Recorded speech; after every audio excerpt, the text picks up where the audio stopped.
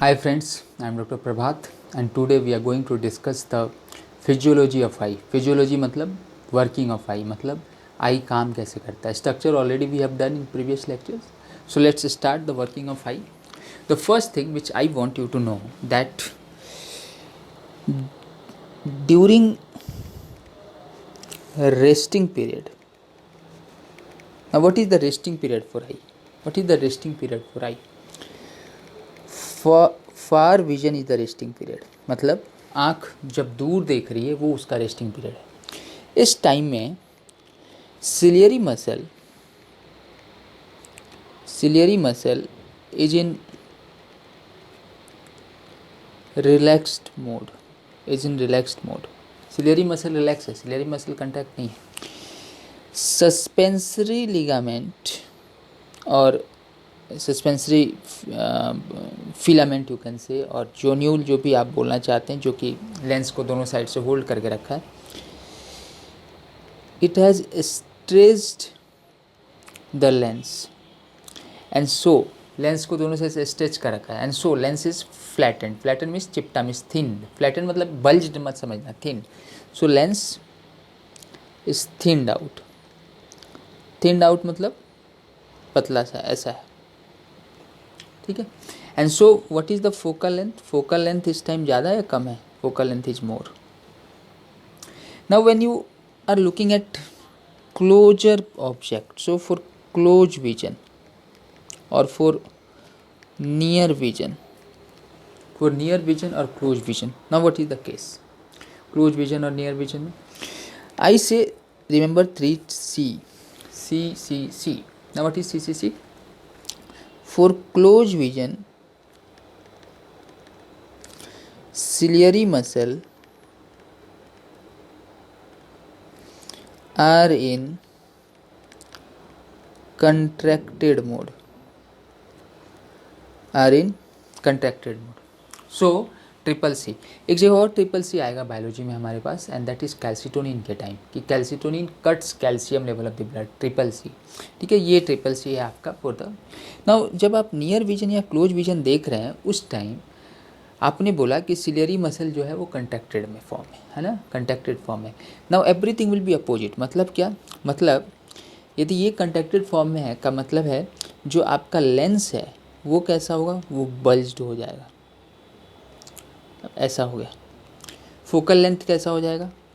Focal length laser ना. I should write थोड़ा इधर क्योंकि आपको दिख नहीं रहा होगा. So focal length will decrease, ठीक है.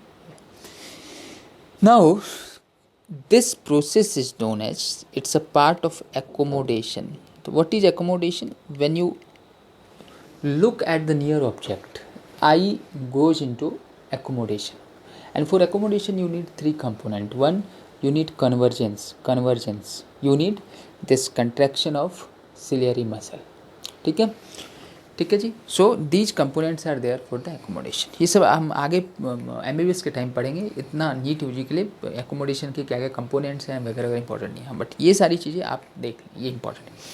इसी को यहाँ नोट्स में दिखाया हुआ है कि normal condition ciliary muscle in relax form, ठीक है. एंड फ्लैट लेंस मतलब थिन समझना, बच्चे कंफ्यूज हो जाते हैं बल्ज इसको. और नियर में उल्टा सब कुछ, ciliary body will be contracted, ठीक है. And will say that the lens will be आपका focal length will be reduced, ठीक. ये इसी को ये डायग्रामेटिक व्यू में दिखाया रखा है, ठीक है. चलो now we are going to chemical change. हमने लास्ट लेक्चर में जब हम देख रहे थे chemical composition of rod and cones, हमने क्या बोला था? रॉड में रोडोप्सिन है और कोन में ना ऑप्सिन है ना. कोन में ऑप्सिन और आयोडोप्सिन है, ये बोला था हमने. अब मान लो किसी भी एक चीज़ की, हम दोनों में से किसी एक को ले लेते हैं. फॉर एग्जांपल मान लीजिए हमने रॉड को ले लिया, ठीक है. तो rhodopsin is made up of scotopsin and it is combined with cis retinol. In fact all cis retinol है, ये इसका नॉर्मल स्ट्रक्चर है. जब इस पे लाइट आएगा ना, when the light will be expose to this composition, ये ब्रेक हो जाएंगे. This bond will be broken. Bond between ascotoxin and cis retinol will be broken, and meantime this cyst will become trans retinal, and isomerase will convert this trans into cis again, and then this cis retinol will again combine with ascotopsin and will be available for next cycle. Same story is true for iodopsin, which is made up of opsin plus cis all cis retinal.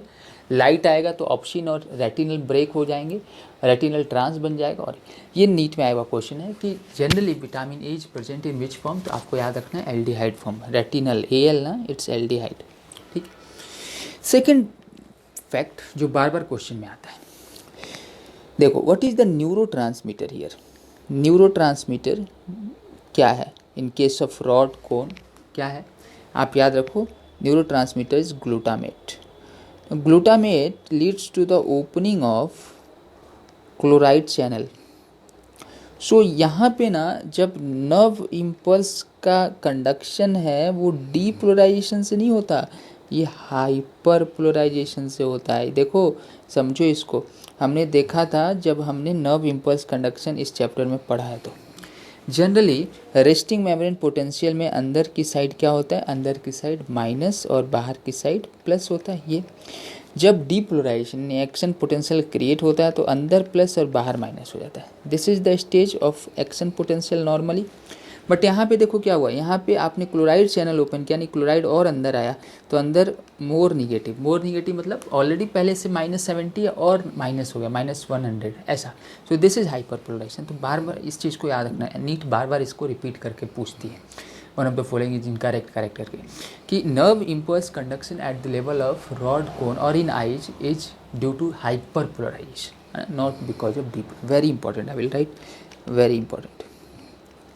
ठीक है जी. आइए, ये आपके समझने के लिए diagram आपसे पूछा नहीं जाएगा. देखो जब लाइट आ रहा है तो जो सिस रेटिनल और ऑप्सिन का कंपोजिशन है ना, ये देखो ट्रांस रेटिनल में कम ब्रेक ये हो जा रहा है, चेंज हो जा रहा है. ठीक है. नाउ दिस ट्रांस रेटिनल को आइसोमेरेज कन्वर्ट कर रहा है रेटिनल में और फिर कंबाइन होकर नेक्स्ट साइकिल के लिए जा रहा है. ठीक है. The complete diagram is not important, बस आप इतना ध्यान रखें. सेम देखो यहाँ पे neurotransmitter is glutamate and it causes hyperpolarization, already हमने डिस्कस कर लिया.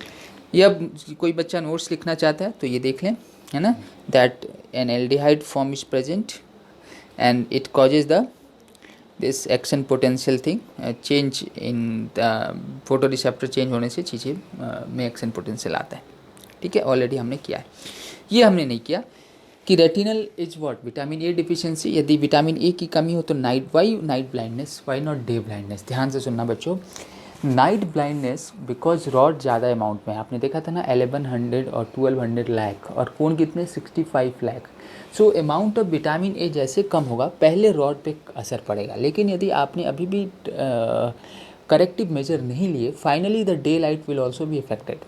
So conventionally we are saying the night blindness vitamin A, night blindness vitamin A. Why? Because पहले वो दिखता है. इसका मतलब ये नहीं है कि डे ब्लाइंडनेस नहीं होगा, वो भी होगा इन द एक्सट्रीम कंडीशन. ठीक है, तो उसी चीज़ को देखो.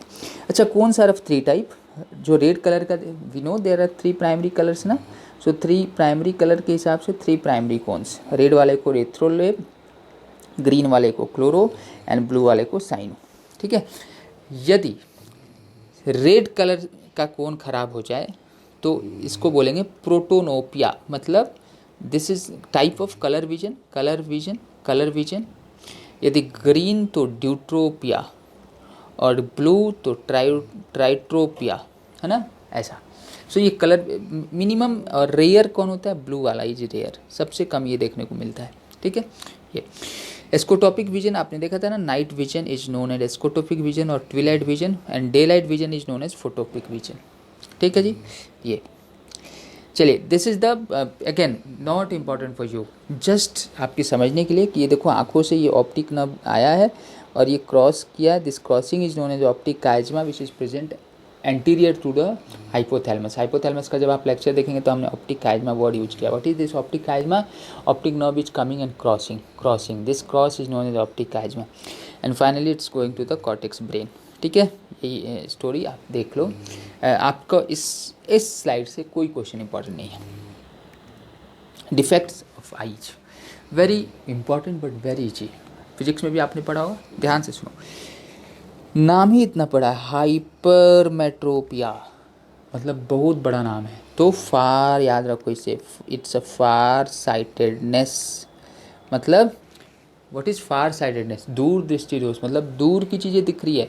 साइड जो हो गया कैसा हो गया? फार वाला हो गया। मतलब नियर ऑब्जेक्ट विजिबल है क्या? विजिबिलिटी नहीं, नियर ऑब्जेक्ट की विजिबिलिटी नहीं है। ठीक है, सो याद रखना है हाइपरमेट्रोपिया, दूर की चीज़ें दिख रही है, पास की नहीं दिख रही। वाई? एवरीथिंग इज दूर। व्हाट इज एवरीथिंग इज दूर? सुनो ध्यान से। Suppose this is your eye, this is your I.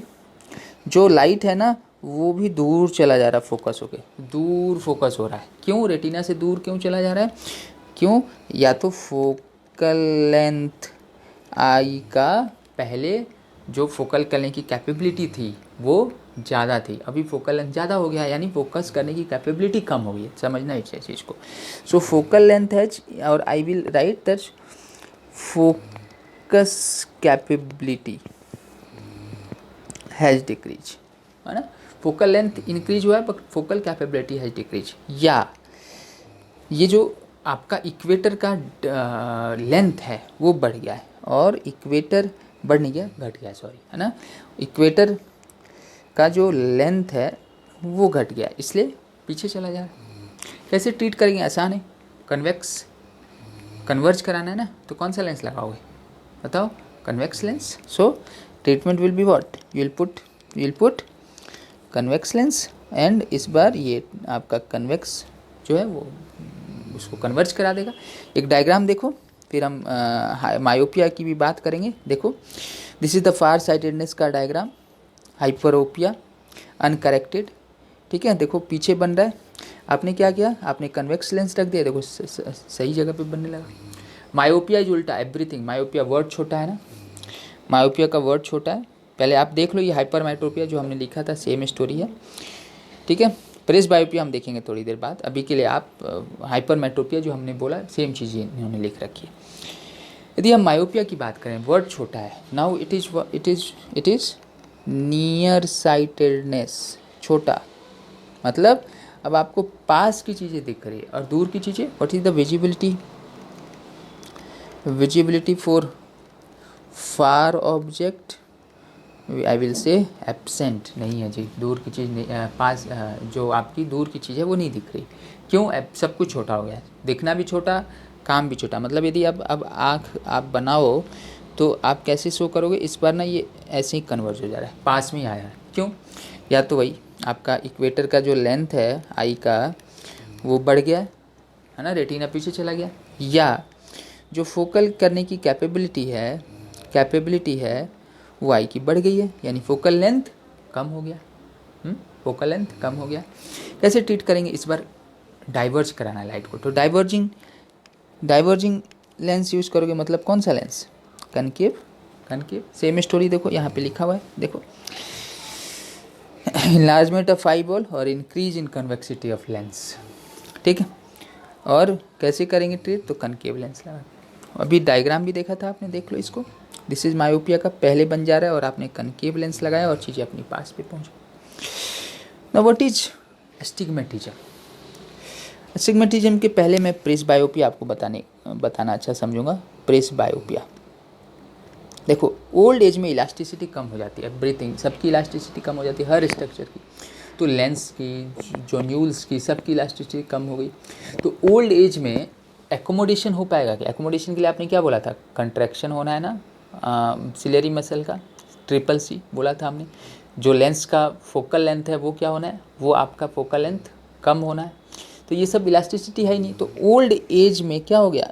Old age में फार साइटेडनेस हो जाएगा।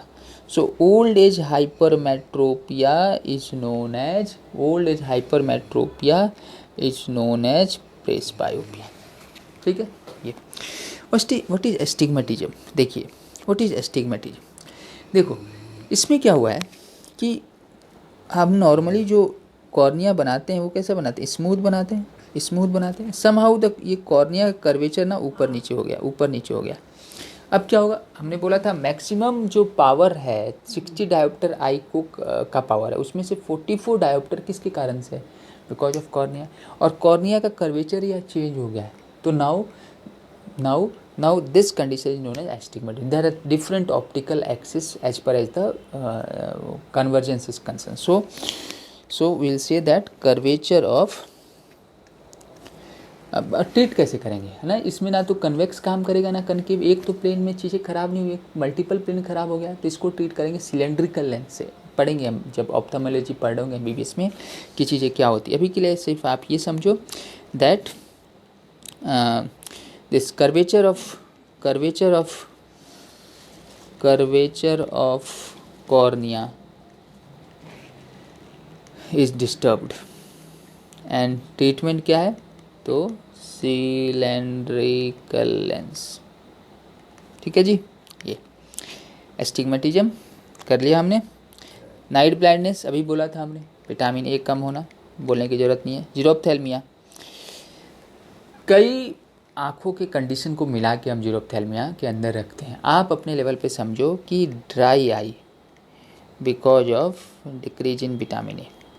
Finally this can lead to the corneal ulcer also, है ना। तो ध्यान दीजिए, xerophthalmia is due to keratinization of conjunctiva cornea जो डिफिशियंसी ऑफ विटामिन ए। आप सिर्फ ड्राई आई याद रखो, है ना, इतना डिटेल याद रखने की जरूरत नहीं है आपको। Trachoma infection by home, by chlamydia trachomatis, है ना, एक बैक्टीरिया है, उसके इन्फेक्शन से ये होता है ट्रैकोमा। सो ट्रैकोमा क्लेमाइडिया ट्रैकोमेटिस, इसके इन्फेक्शन से आपका ट्रैकोमा। एस्टेबिस्मस याद आ रहा है, हमने लास्ट सेक्शन में बोला था there are 4 recti and 2 oblique muscle, बोला था ना हमने। यदि मुझे इस साइड देखना है तो इसका लैटरल रेक्टस काम करे, बट समहाउ यदि लैटरल रेक्टस जो है वो पैरालाइज हो जाए तो इधर मैं देखना चाहूँगा फिर भी ये नहीं जाएगा, ये आँख तो आ जाएगा बट ये इधर ही देख रहा होगा। दिस इज एस्टेबिस्मस, है ना। सो स्क्विंट जिसको हम कॉमन लैंग्वेज में बोलते हैं, दिस इज एस्टेबिस्मस। कैटरेक्ट ऑलरेडी बोला था हमने कि लेंस प्रोटीन कोएगुलेट हो गया। वाई, कई कारणों से, एड्स के कारण कोएगुलेट में COA, या तो एज रिलेटेड रीजन से हो गया, या आप कोई ड्रग ले रहे हो, फॉर एग्जांपल एस्टेरॉयड ले रहे हो, है ना, इनके कारण। वाइट कलर का उसका क्या ट्रीटमेंट है, आपको लेंस निकाल के दूसरा डालना पड़ेगा। ग्लूकोमा बोला था इंट्रा ऑकुलर प्रेशर का ज़्यादा हो जाना, ऑकुलर प्रेशर इसका ज़्यादा हो जाना, है ना। क्यों, या तो एक्वस ट्यूमर बढ़ने का फॉर्मेशन जो है वो बढ़ गया है, या एक्वस ट्यूमर का ड्रेनेज कम हो गया है, all can lead to intraocular pressure increase. This is what cataract. ठीक है, सेम आप देख सकते हैं, सेम चीज़ हमने लिख रखी है यहाँ। ठीक, so dear friend, we have completed the topic of eye. I hope आपको समझ आया होगा। Please go to the channel, like it, subscribe it and share it with your friends. Thank you.